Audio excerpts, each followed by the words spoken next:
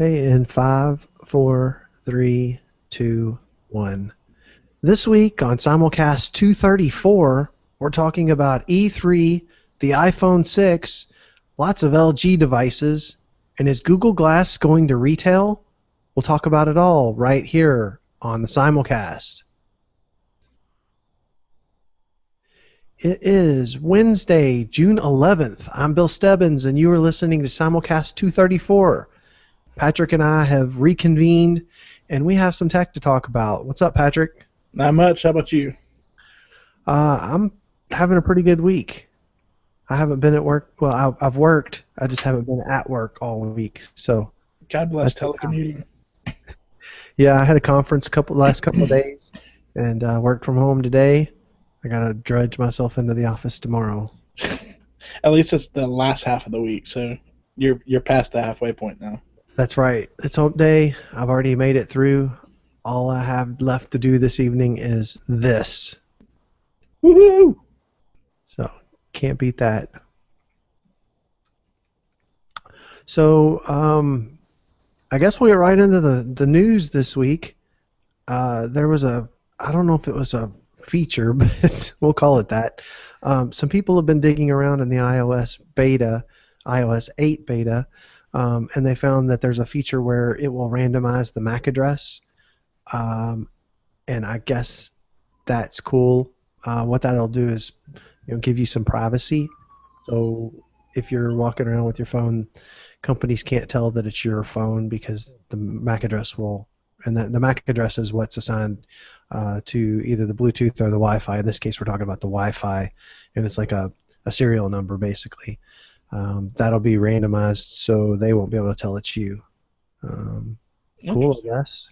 I guess the other thing is someone couldn't be able to snoop and get your MAC address to try to spoof it either. Yeah.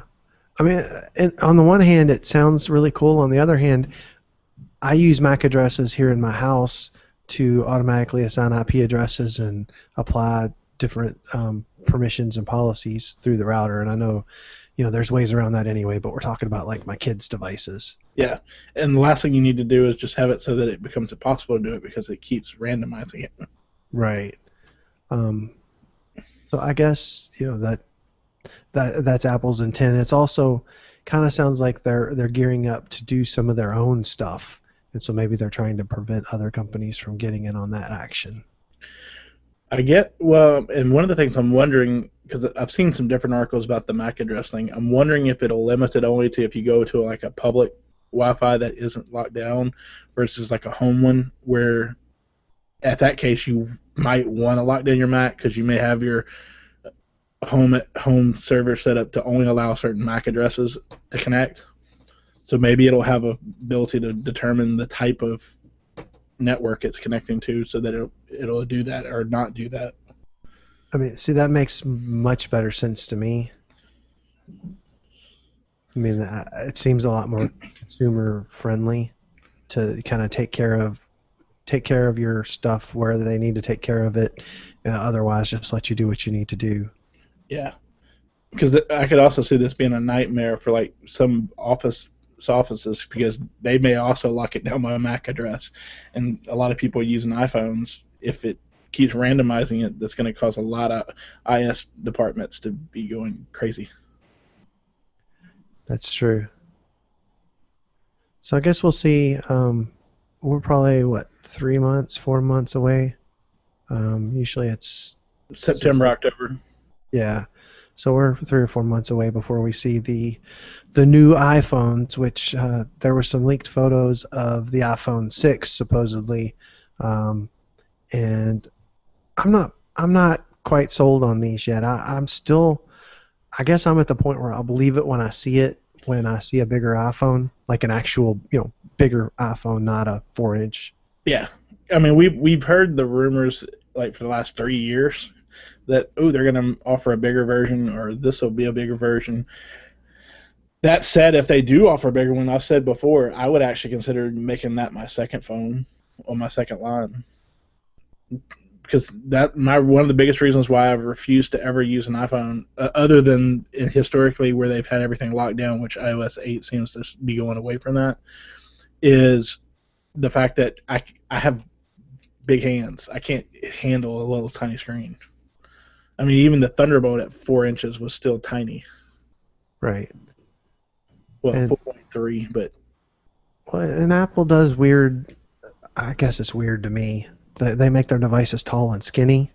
yeah, And, I mean, it makes sort of sense, but it's almost like they've painted themselves into a corner with regards to the way that they do their pixels. yeah.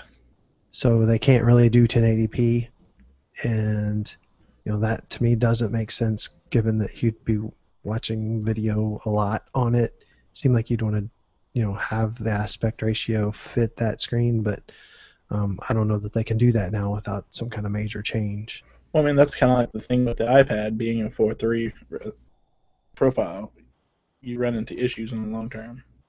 Yeah, I mean on a 10-inch device, it makes better sense to at least have that extra real estate because you're not just watching movies, you're doing other stuff, and you would do that with your phone too. But um, I don't know. It just I guess I'm coming from the other end of the spectrum where that's what I have is 16 by 9, 16:10 device. Yeah. So it does seem a little awkward to me, but guess we'll see. A few more months. It seems odd that we're already seeing leaked photos of it if it's a few months away. I guess you can go back to if we wouldn't have this shit if Steve Jobs was still alive. He'd Yeah, be suing people and offing them. that's right. So in the Google stuff this week, some cool stuff coming to the Chromecast. VLC support is allegedly coming in the next couple of months. VLC, if you don't know, is a kind of the Swiss Army knife of video players. It pretty much plays everything. And if we would be able to, cast videos through that, that would be pretty sweet because we have that capability now. It's still, I won't say it's not ready for prime time, but it's still a little janky. Yeah, because it seems like one app will do this really well, but not something else. Another will do the other thing really well, but not what the first one did. And so, because I mean, me and you talked about this past weekend with Allcast, that it does things really good, except when it comes to trying to stream local content. Hmm. Whereas Avia and other ones like it do better at it. Whereas Allcast is still, to me, a better one for the streaming video. Yeah, I did find it a little awkward trying to use. I mean, there's a lot of different apps that'll do the same kinds of stuff, but you've got to, like you said, kind of search for one that works because it's not a one-size-fits-all app right now, which is kind of disappointing. Yeah. I mean, luckily none of them are like outrageous in cost or anything. So I mean, it doesn't hurt to have all of them. So at least you have options depending on your circumstances. But one of the things I'm looking forward to is kind of seeing if this new Android Google TV stuff comes out. What kind of streaming and stuff might come from that in conjunction with Chromecast, but also for devices streaming, that was the thing with the old Google TVs. You had some apps that worked really well for trying to stream stuff from your phone to it, but maybe it'll take it a step further and kind of give us some unified, or at least some new drivers and everything that these apps can use to improve themselves. Yeah, I hope so. They need something to kind of make everything really cohesive. So it'll be interesting. I was kind of looking through. And I don't think I put it in here. There's a new I/O 2014 app that came out today, and I was kind of looking through all the different sessions that are available. You'll be able to follow some of them online for Google I/O, and hopefully they have some more stuff that they're going to push out. I'm sure they will. They've even got one session in it. Making your apps jank free. I was like, well, Okay. I mean, it makes sense, If you don't do stuff right, then you end up with the way that Android is. You end up with janky scrolling and stuff like that, and it's all in how you code it. I'm no coder, but I've seen read some articles on Android people reaching out to developers and helping them fix their apps, because they're not coded properly. So it'll be interesting. That's not this week, but the following week. Yeah. I am supposed to be on vacation that week, so I don't know if we're going to do a show that week or not. The keynote is actually on Wednesday. So that may actually work out because we might need a couple of days just to process everything too. Yeah. Yeah, I am sending both of my kids to camp for Miranda's going for a week and Bree's going for 2 weeks. They're both gone that second week, so my wife and I are going to get away. I don't know where we're getting away to. Isn't that the point? No one knows. We're gonna jump in my new car and just drive somewhere. It'd be fun. It's called We Have a Cell. We might answer it if you need us, but otherwise, peace. Yeah.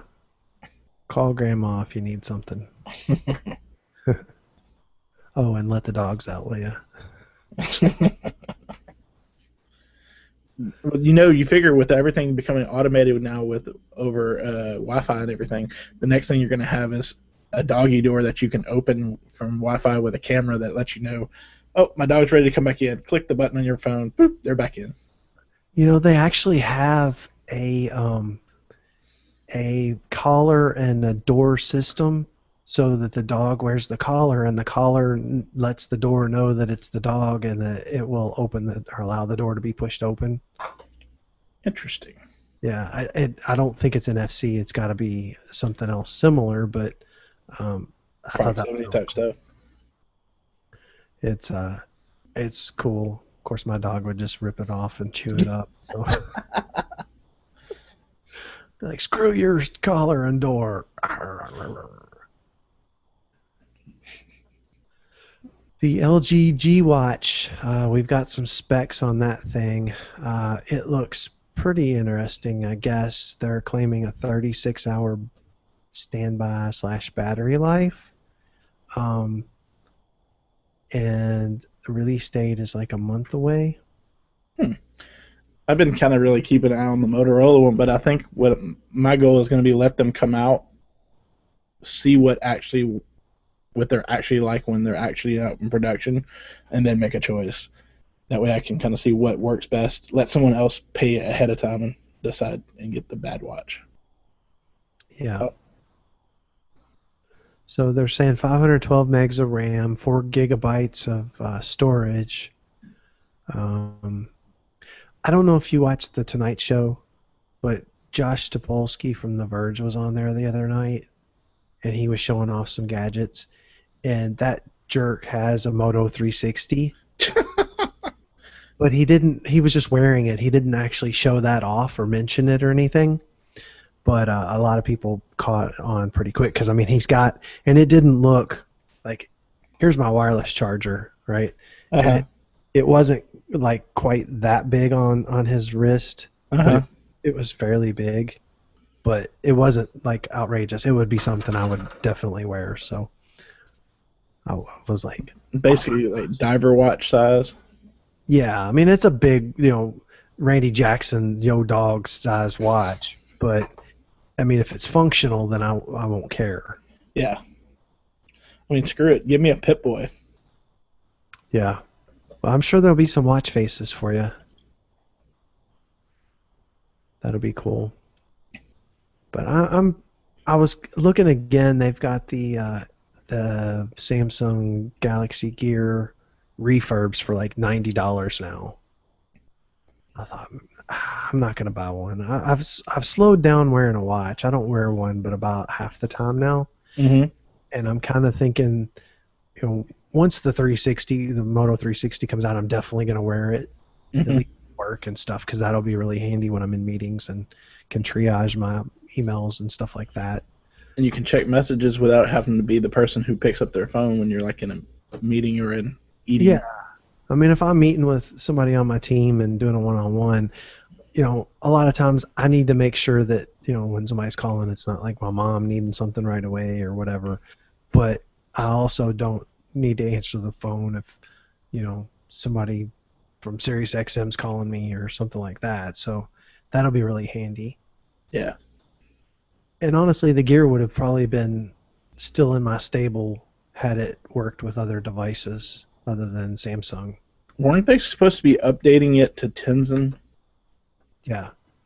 I believe that update came out, which then took away all the interesting parts of it for me. I mean, it still works the same, and it's probably better battery life and stuff, but the hackability of it kind of, It goes out the window. yeah. And they're like, well, then it's just another Samsung thing. Pretty much. Up next is the G3 for Verizon. Supposedly, the leak is saying the pre-order for that will go live on July 10th and release a week later on the 17th. I didn't see anything about an actual price contract. I mean, I'm thinking it's going to be $299 on contract, but That's about probably what they seem to be doing with more of these phones nowadays. yeah, I mean, they're saying in the article that they're speculating $199 on contract. I'm not so sure. I mean, this device has higher specs than the S5 by a long shot. Even the Note 3, and the Note 3 was $299 on contract when it came out. The G3's got a 5.5-inch QHD display, which blows my mind because I'm sitting here staring at a 27-inch monitor that's the exact same resolution. I can't imagine packing all this into a 5.5-inch display. And the other things that really kind of blow me away, the camera with optical image stabilization, and then that laser autofocus. Yeah. Although, again, it's on Verizon, which means you might get your updates last. Well, and honestly, Patrick, that is weighing kind of heavily on whether or not I actually get this on Verizon. I mean, the device looks fantastic. I really would love to get one that's on Google Play. Mm-hmm. And I would probably do that even if it's a little bit more money. But I am so down on my wife's Galaxy Note 2 is just getting the KitKat update today. Well, I mean, hell, I only got mine a couple weeks ago. That is For just the Note 3. bonkers. And my Nexus 7 still hasn't gotten the update. It's an LTE model, and I am almost positive that it's because Verizon has their hand in that now. Have you tried maybe throwing in your T-Mobile card instead?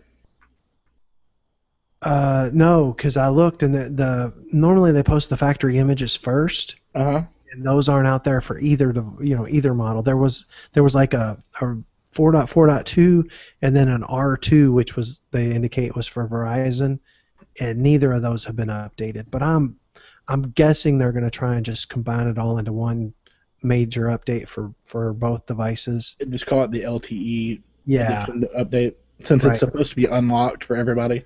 Right, because the snafu last time was kind of that Verizon, I don't know if they were caught off guard or Google was caught off guard, but remember they wouldn't let you activate the device, but if you had an existing SIM, it worked fine. Verizon's argument was they were caught off guard, but it was bullshit. Yeah, I mean, they've been trying to keep people from opening devices. Like they've been cited by the SEC for other devices for not allowing portability like they're supposed to on the LTE. Yeah.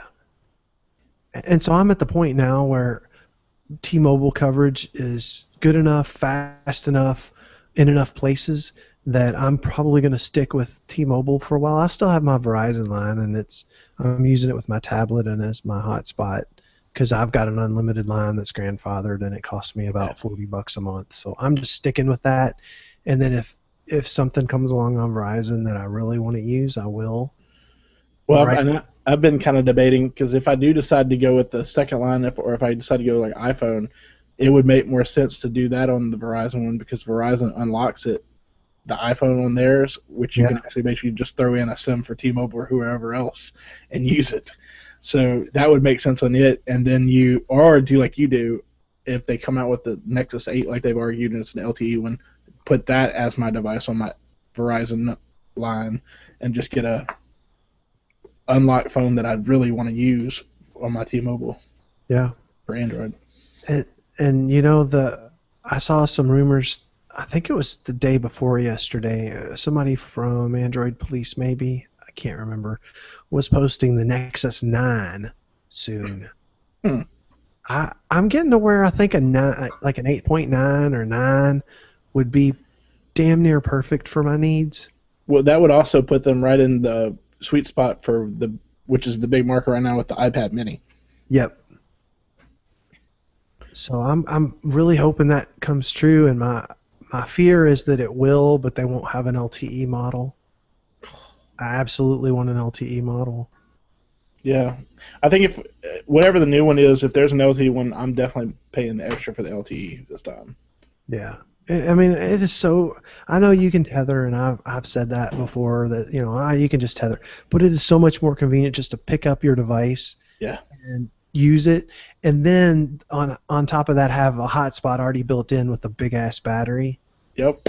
That's exactly why it intrigues me. I mean, it's just when I travel, that is my hotspot if I need it.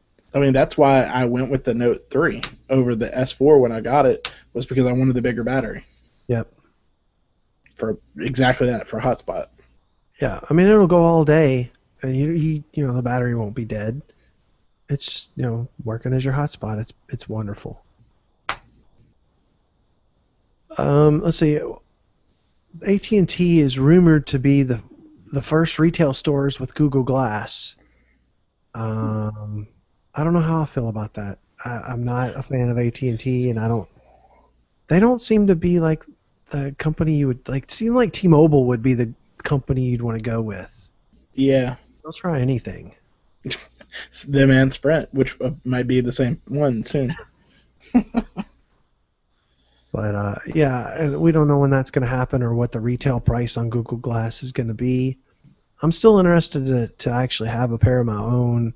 I just, Google Glass and my kids to camp.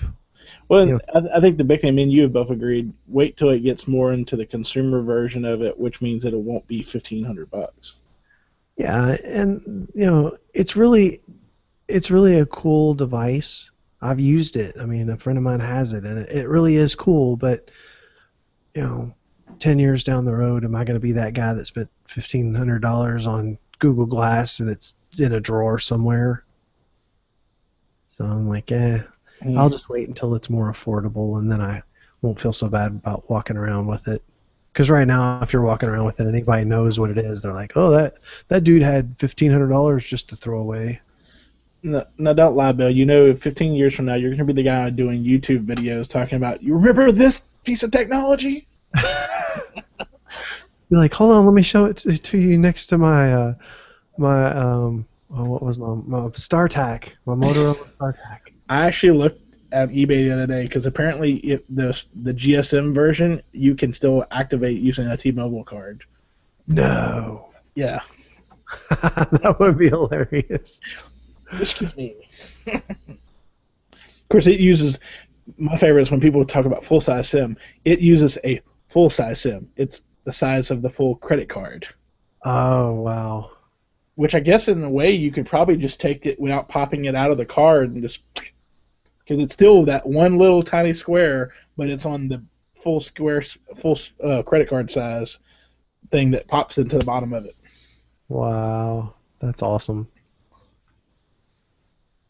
I'll have to check that out.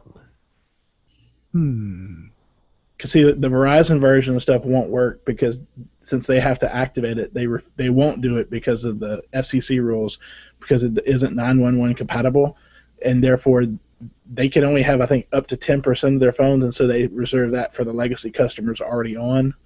But T-Mobile, since it's GSM, you just pop that bitch in there. That's the beauty of the GSM. Interesting. Because it runs on the 1900 megahertz. Gotcha. What also is interesting is that one of our favorite keyboards, Swiftkey, is now free. It became free, was it this morning? I think so. Now, they've still said they're going to have some in-app purchase stuff that if you want to customize some additional things, but the parts where it'll actually learn your words and all that stuff, the basic Swiftkey that everybody is familiar with, it will be fully free. And I've been playing around with it. I'm still having issues getting some of the stuff to work correctly. I can't get Flow to work on my tablet. I don't know if that's just a tablet thing,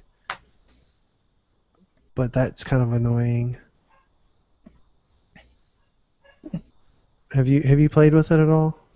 Not really, just because most of the time I really don't type very often. I use the voice stuff if I'm stuck typing something. Mm-hmm.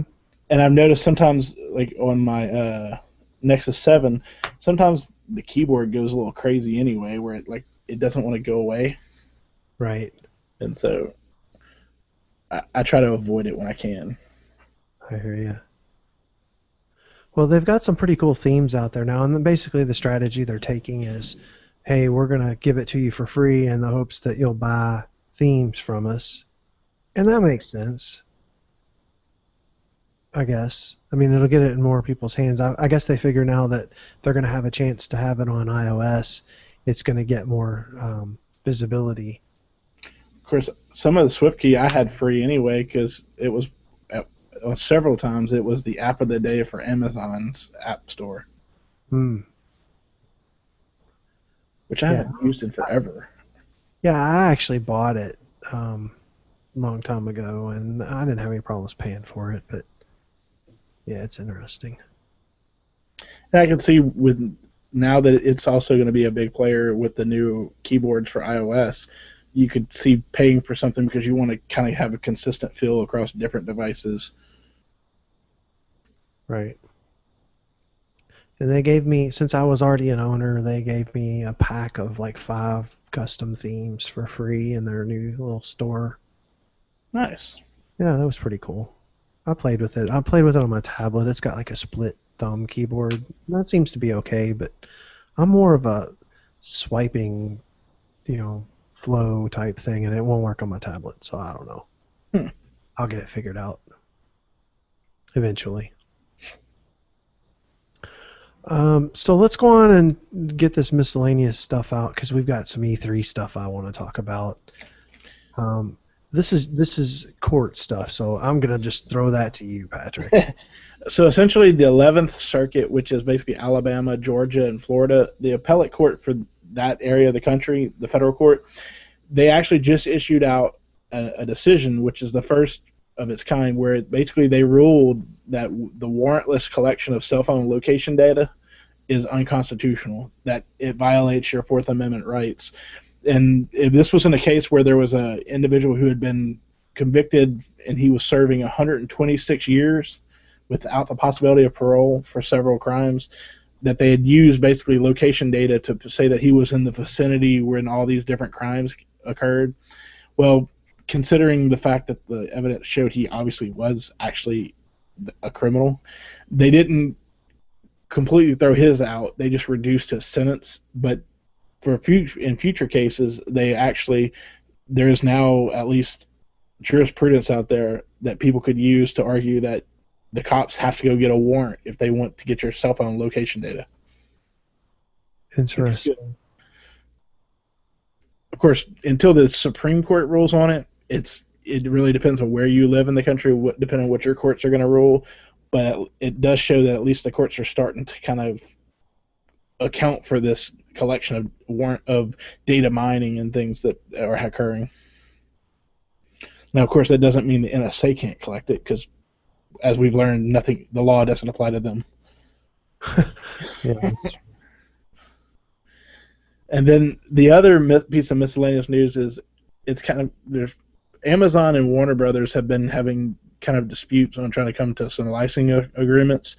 And so what Amazon has started to do, and there's a lot of articles in different places that come out today talking about it, you'll notice if you go to buy something that's a Warner Brothers product, like say the Lego Movie or something, you'll notice it just says unavailable. It doesn't give you the option to pre-order this product. And it's basically Amazon's way of saying that they're trying to protect customers in their fight against Warner Brothers to get the best prices, so they're not going to let customers pre-order. I'm not quite sure how that helps us, but I can see how it helps Amazon. But it's just kind of interesting to see how that kind of plays out, and that we're just kind of unwitting spectators in this. Yep. But I guess it also shows us the power that these online retailers now have over us in our decision making when it doesn't serve their purposes. Yeah, that's true. It's kind of scary. Yeah. So, what's Amazon's problem with Warner Brothers?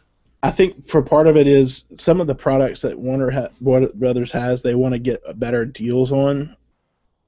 Because Warner Brothers also has some licensing for on the ebook side too in the books. But basically, they're just trying to get the best price they can get so that they're not having to sell it at a high price to still make a profit. Their goal, just like when they fought with some of these other publishers, is to try to get the lowest price they can get from the publisher so that they still make their percentage, but people are more likely to buy it from them, so they'll make more in the long term by selling more of it. Seems like that's a slippery slope there. In a way it is, although it's one of the ideas that a lot of people, if you can get it for $7.50 on Amazon, or if it's going to be $13 and it's $13 at the store, you're less likely to jump on Amazon if you can get the instant gratification and have it right there, right then and there. Right. And so I guess their thing is they want to get the best deal they possibly can so that you're more inclined to buy it from them so that they're making money off the sale versus somebody else. Interesting.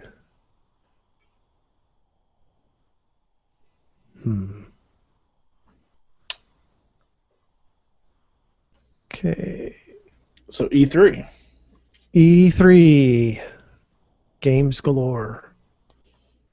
And all I can say is, oh my gosh, there's more Halo. Woohoo! Is that not the silliest thing? That's what got me excited about this E3. And 2 bits of Halo news, which is the best part. Right. But I'll let you go with it because Halo is your thing. Well, basically, they talked about Halo 5, and that's coming out not until next year, and we're like, crap. But the beta is supposed to come out in December.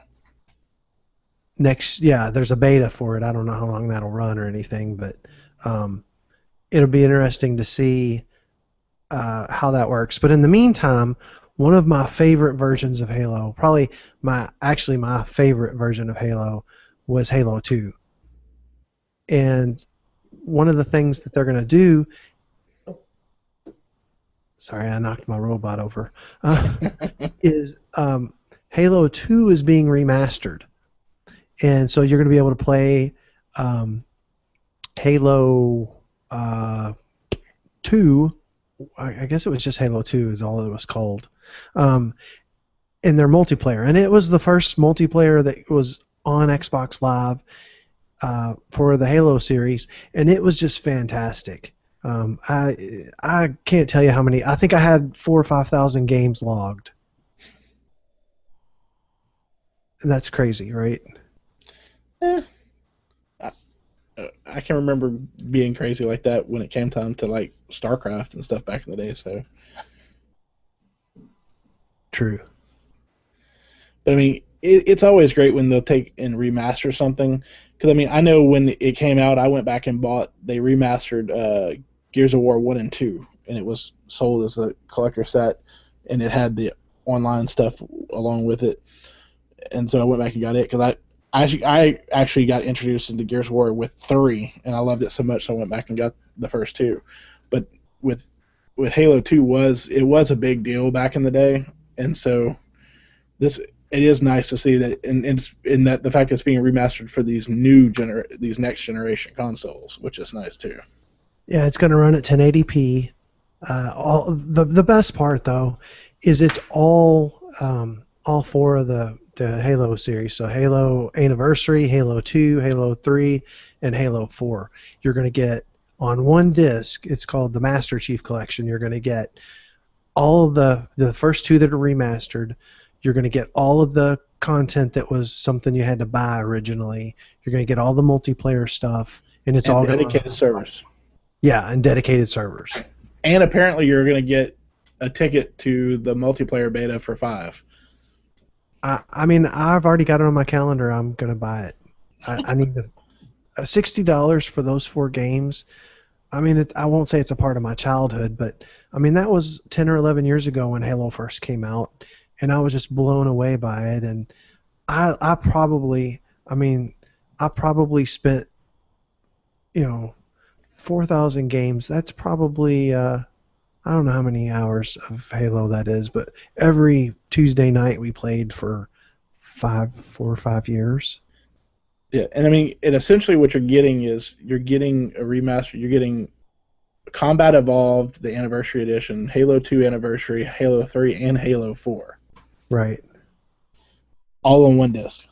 So Mind you don't even have to get up to change it. Right. And that's going to be just fantastic for me. I mean, I can't wait. I'm going to be staying, and the best part is it's releasing on Veterans Day, and guess who's got the day off already? This guy. We get off every year Veterans Day, so woohoo! Yep. State holiday. Yep. Paid holidays. Apparently, also there's going to be the digital film Halo Nightfall. That'll be nice. It's gonna come out on the 11th, and will be weekly installment updates for episodes. Can't wait. Bring it. So yeah, that's gonna be just freaking cool for me. I'm a big dork with that stuff. I may have to get it just so me and you and Mr. Farina can recreate our rocket hog races. There you go. Yeah, I'm definitely buying it. Me and my kids are going to be playing the heck out of it. I mean, think of all the campaign that's in there. There's probably a good, for me, 40-something hours of just campaign, and some of it's co-op. That'd be awesome. So, and in case you were wondering, that's my pick of the week too. I don't even want to wait because that is it. I'm a huge Halo fan. If you walk through my basement, you could probably tell because there's at least, I think I've got a poster for every Halo game that's ever been released. And if it's not hanging up, I've got at least 1 or 2 more in the closet. You also have your Twitter handle, which apparently people thought you were other people. That's right. All right. What else happened at E3? The new Call of Duty looks and plays like the old Call of Duty. They tweak it a little bit and just rehash the whole thing over again. Same engine and everything. Little Big Planet 3 was announced for PlayStation 4. That might be enough to get me to finally buy a PS4. There were a couple other PS4 games that seemed pretty interesting. Xbox started. They were just kind of. I only got to read a few of those before the show. Was going back and watching some of the discussions with Xbox, some of the things coming out for it. Destiny will be coming out for it, and it's supposedly going to have enhanced graphics because of the build at a higher resolution because the extra abilities it was able to take from the Kinect software and drivers. So that'll be interesting to see. I think the big thing is games is always a good thing when it comes to for Xbox, although it does seem like PS4 is definitely focusing more on the games as it has from the get-go, whereas Xbox seems, as we talked last week, its big thing is all these new media apps and stuff that are slowly being added over the next 6 months with HBO Go and everything else. Seems like there's a kind of a divergence in their priorities. Yeah, and I think they've always been more media-centric, I guess, than the PlayStation stuff. I mean, even so far, I was kind of wondering if they were going to add any media center extender support, and it looks like that's just they're actually not even looking to be an extender of anything. They want to be kind of the hub for all that stuff. Although what's interesting is when the Xbox 360 first came out, it was completely focused on games, especially on the online multiplayer aspect, whereas the PS3, its key was media. It was a Blu-ray player. At the time, you could have Linux on it, so you had a computer, and it was focused on those aspects. And as soon as PS3 started getting rid of Linux, started getting rid of some of its other aspects, you saw a major push on Microsoft's side to push for the HBO Go, Netflix, and all these other aspects. And from that, they just kind of ran with it to be more of a media. It's funny how they both kind of ran to the opposite corners at the same time. And I keep telling myself at some point I may get a PS4 just because it seems so focused on gaming. But the whole reason I got the Xbox One was because I wanted the media aspects of it. That was kind of more my interest that I kind of had time for in bits and pieces. So it'll be interesting to see in the long term how it plays out. But it does seem interesting that Nintendo, of course, kind of comes up, bringing up the rear as they have been throughout this whole console fight. The Wii U aspects that are coming out with the one that was kind of interesting was Super Smash Brothers, because I mean that's always a fun one. That and Mario Kart. That's the only reason to really buy a Wii U, along with Zelda. And one of the things they're looking at doing is integrating, kind of taking from Disney's Infinity and Skylanders, the little toys where you sit it on the device and it incorporates it into your game. They're going to have their own little Nintendo figures that if you use the NFC chip in it and touch it to your controller, you'll be able to import those characters into your games. Like with Super Smash Brothers, whatever it is you touch can come in and fight with you or replace you in the game. So, I mean, for parents, it's going to suck because that's just more stuff for you to buy and have sitting around while your kid's playing. But, I mean, I guess it is an interesting way to kind of incorporate that into an established gaming system instead of just being a separate standalone game like the Disney and Skylander stuff. Yep. I'm doing a show here. Go upstairs. So it'll be interesting. I'm kind of thinking about getting a PS4 just to play Uncharted. That was the other one. I saw the ad for it yesterday. It looked pretty cool. Yeah, I love that series. It's awesome. I've got the first three. Yeah, I have all three. I don't know if I bought the last one or if I rented it, but I've played all three of them all the way through. They're a lot of fun. Really great story.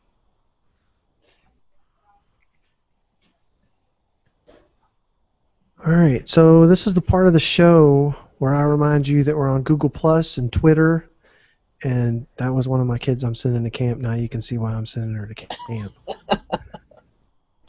On Google Plus, we are google.com/plus the Simulcast. We are on Twitter @the Simulcast, and you can email us podcast@thesimulcast.com. You can also leave us a voicemail at 203-903-CAST. Was there any other things at E3 that really struck your fancy, Patrick? Not yet. I mean, of course, I've only been able to kind of go back and watch a little bit of it. I was planning on kind of sitting back and watching some of the rehashes tonight after the show. So maybe I might have a few more things to talk about next week, kind of, especially as they start kind of talking about the best of. Sometimes the little things we're kind of stuck with whatever the media gives us since we're not there. And so sometimes it takes a little while for some of the better stories to kind of come across all the noise. Yeah, I did forget to mention Forza Horizon 2 is coming out, and September 30th. That's a racing game on Xbox One, and I've already pre-ordered that.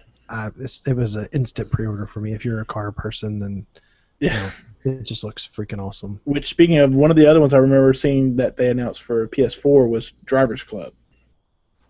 Oh yeah, that does look cool. And the graphics, some of the things I saw for it look pretty cool. Yeah, it's definitely a car person type game. I think the last car game I bought was Gran Turismo A-Spec. Oh wow. But I could kick people's butt on Need for Speed 2. That's right. Old school.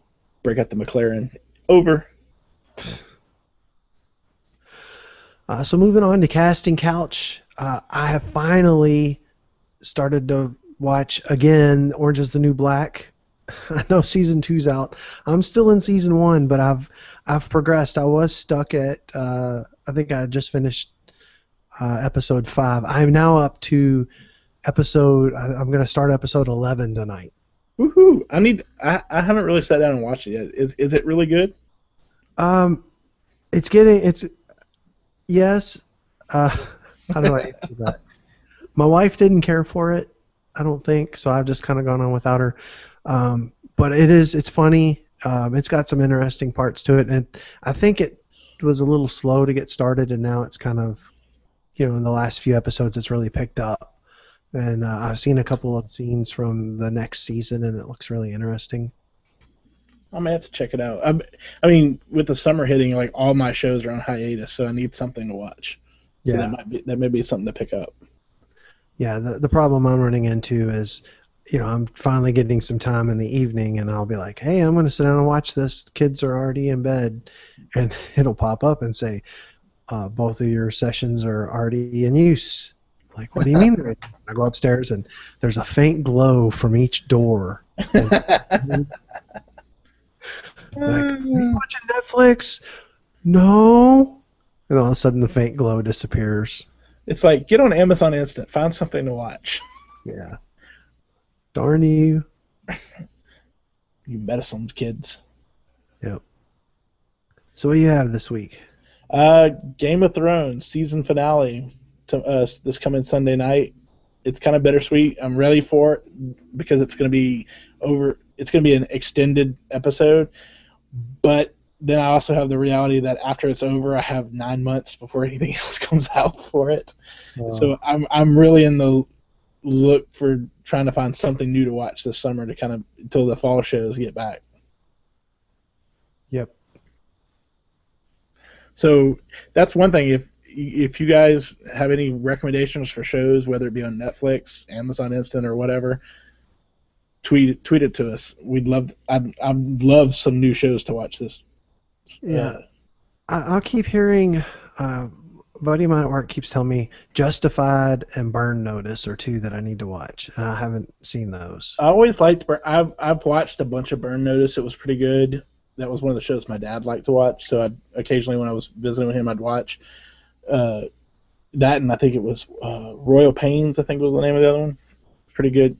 USA had some really good shows for a while. The other one I want to kind of look into because I've heard some good things was I think it's a CW. It's now online streaming. Arrow, which is like the Green Arrow, and the Flash one's supposed to be starting soon. Huh. Okay. Being a comic book person, I'm for it. I'm gonna hit the dry spell here pretty soon with shows as well. They're all kind of wrapped up. That was kind of like when I went back and watched The West Wing. I remembered how much I loved it, and then I go, "Damn you, it's over." It was like hitting the wall again about bittersweet being over. Yep. All right, so picks of the week. I've already shared, probably ad nauseum, my pick of the week, which is Halo Master Chief Collection. I look forward to playing against some of our listeners as well when we finally get a hold of that. That's coming out October the 11th, I believe. Maybe it's November 11th, right? November 11th. Yeah. Yeah. Veterans Day. Yeah. My pick, we kind of touched on it earlier. Avia Media Player. It's kind of the big opposing one out there in the Android market to Allcast. I find that Avia works really well for when I'm trying to stream local content off of my device, whereas Allcast tends to work better for things where I'm trying to stream from some other source. And so between the two of them, it works well. Considering Allcast, I think the Pro one is $5. Avia is free, but to add Chromecast support, it's $2.99, which isn't bad either. So less than $10, you can basically have two apps that basically let you stream whatever the hell you want off your device to your Chromecast. And so, it's not a bad combo, especially if you're a person if you use like Showbox or something. Allcast will work if you're streaming it, but if you made the decision to download the movie to your device, you need Avia to be able to play it. Got it. Yep, and I have it as well, and I'll recommend that one also. You just gotta pick the correct tool for the job. What's cool is by having both of them, whatever you're trying to watch, it'll offer you whichever one will do it, and you have your option. That's the other thing I love about Android. How would you like to do this? Yep. All right, Patrick, where can everybody get a hold of you? You can find me on Twitter, handle LSULaw2009. You can find everything else at plus.technicallylegal.net. And, of course, you can email me at patrick@thesimulcast.com. All right. And I am at Bill Stebbins on Twitter, plus.billstebbins.com for everything else. That's going to do it for Simulcast 234. If you got any questions or comments, be sure to hit us up with the contact info. If you got any show recommendations, we'd love to hear those as well. I'd love to have more than one thing on my casting couch for next week. And something to keep you from going crazy over the summer. That's right. So we should be back next week. So if you got any questions, comments, whatever, hit us up. We will talk to you then. Thanks for watching or listening. Good night. Later, guys.